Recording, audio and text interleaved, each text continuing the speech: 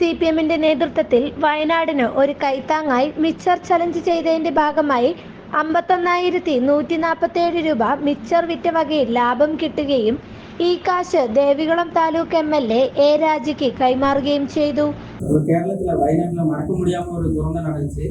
இப்போ வயநாட்டில் நிறைய மக்கள் அதனை மண் சரிவில் நிறைய பேர் இறந்து 500க்கும் மேற்பட்ட மக்கள் இறந்துட்டாங்க. இன்னும் நிறைய போடி கிடைக்காம இருக்கு.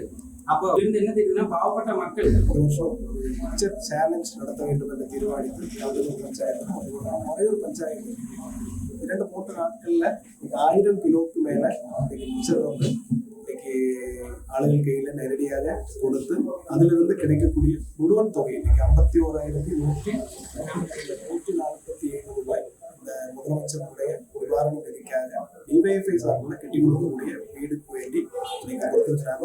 இதற்கு வேண்டி உறுதுணையாக இருந்த அனைவருக்கும் வாழ்த்துக்களை. News desk Marayoor vision.